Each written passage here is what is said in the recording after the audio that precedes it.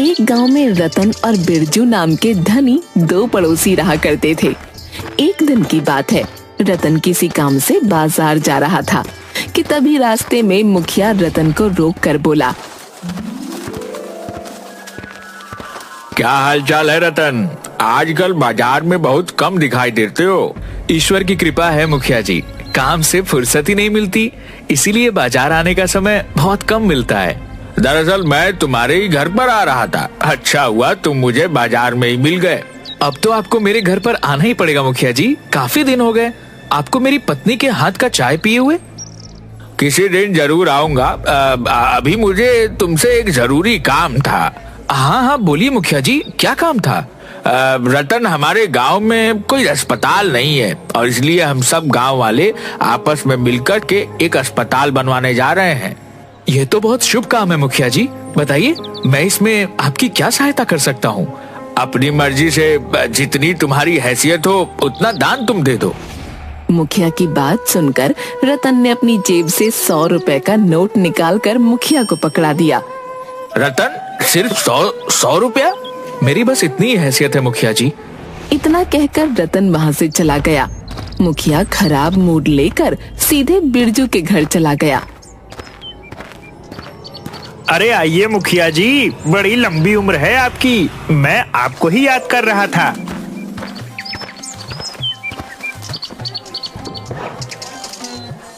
कैसे हो बिरजू? सब कुछ कुशल मंगल तो है ना? ईश्वर की कृपा है मुखिया जी, सब कुछ सही है। और सुनाइए, कैसे आना हुआ? अरे तुमने तो सुना ही होगा कि गांव में एक अस्पताल बन रहा है। हाँ मैंने सुना है और मुझे यह भी पता है कि सभी गांव वाले आपस में मिलकर चंदा दे रहे हैं। इसलिए आपके आने से पहले ही मैंने 10 लाख रुपए का चेक आपके नाम का काट रखा है। क्या बात है बिरजू, मुझे तुमसे यही उम्मीद थी। लेकिन तुमने चेक मेरे नाम क्यों काटा? हॉस्पिटल के नाम ही चेक काट देते।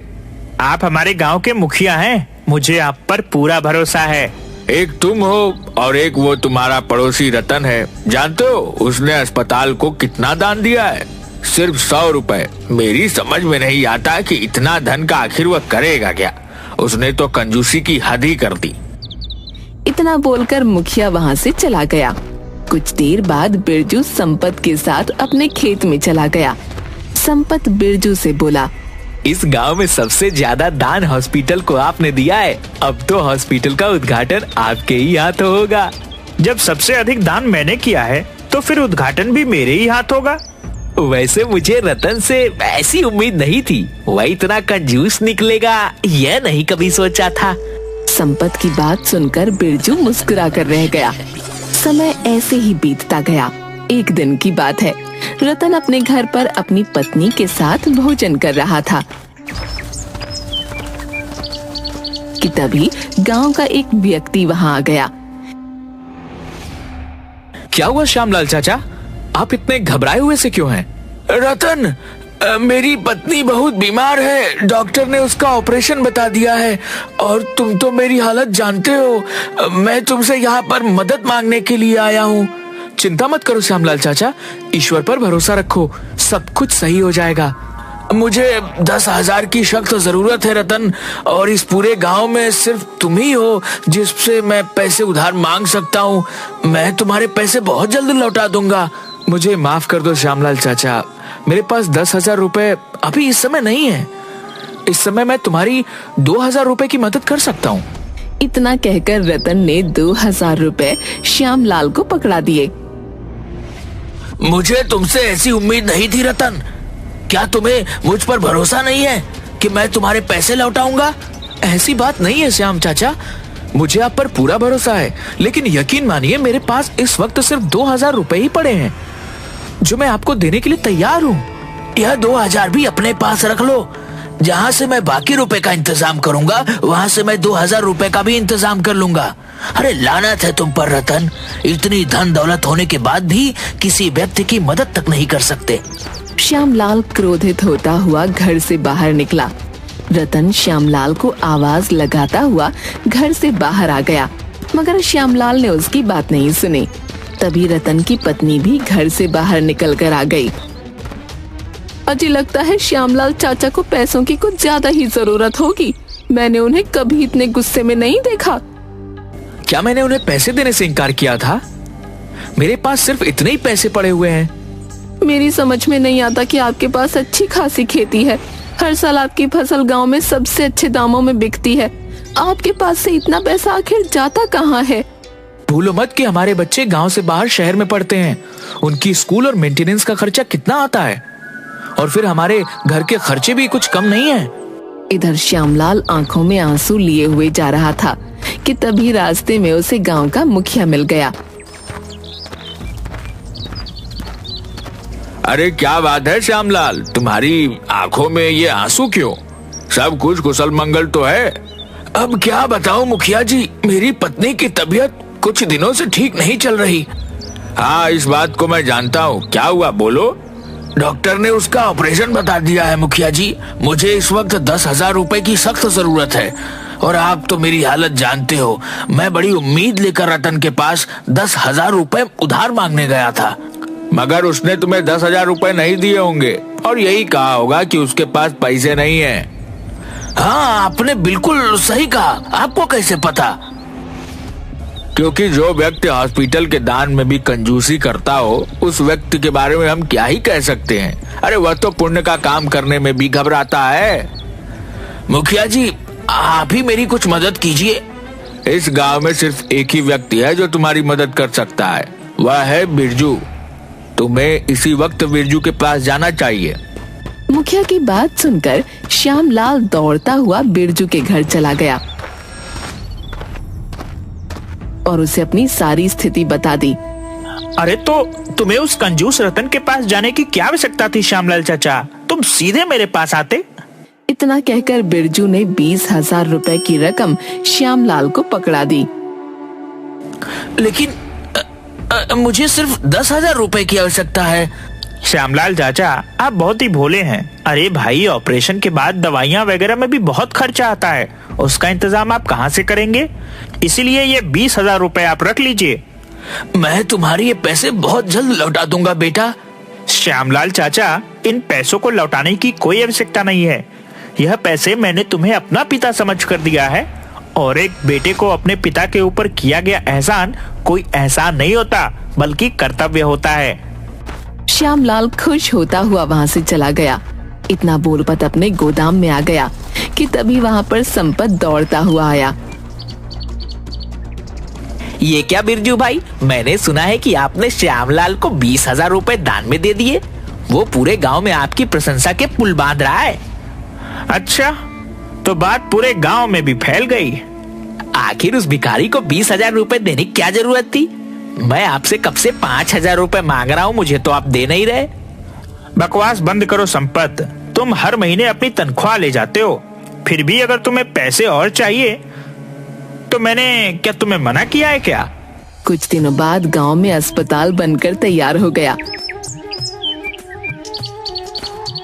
मुखिया ने अस्पताल का उद्घाटन करने के लिए बिरजू को ही बुलवाया था। सारे गांव वाले अस्पताल के सामने एकत्रित थे। तभी बिरजू की नजर रतन पर पड़ी। अरे रतन, तुम भी अस्पताल को देखने के लिए आए हो? यूं भीड़ में क्यों खड़े हो? रतन भीड़ से निकलकर बिरजू के सामने आकर खड़ा हो गया। रतन, तुम यहाँ क्यों आ गए? कभी तुम्हें ऐसा तो नहीं लग रहा कि हमारा अस्पताल का उद्घाटन तुम्हारे ही हाथों करवाने का इरादा है? नहीं मुखिया जी, मुझे उद्घाटन करने का कोई शौक भी नहीं है। मैं तो बस ये चाहता हूँ कि गांव में अस्पताल जल्दी शुरू हो जाए, ताकि गांव वालों को परेशानी ना हो। हाँ, पता है, इसीलिए तुमने चंदे में केवल 100 रुपए दिए थे। मुखिया जी, ये बताइए कि अब क्या देरी है? अरे बस डॉक्टरों की टीम यहाँ पर पहुँचने वाली होगी। मुखिया ने इतना कहा ही था कि तभी डॉक्टरों की टीम वहां पहुंच गई।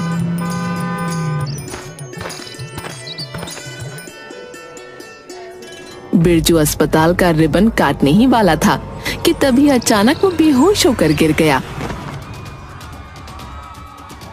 अरे ये क्या हुआ? ये अचानक बेहोश कैसे हो गया? बिरजू को तुरंत उसी अस्पताल में एडमिट कर दिया और डॉक्टर उसकी जांच पड़ताल करने लगे। एक डॉक्टर रूम से बाहर निकलकर मुखिया से बोला, इनके परिवार वाले कहाँ हैं? बिरजू के परिवार वाले तो सब अमेरिका में रहते हैं डॉक्टर। बिरजू गांव में अपने साथी संपत के साथ रहता है। इसके परिवार वाले कभी कभी यहाँ आते हैं।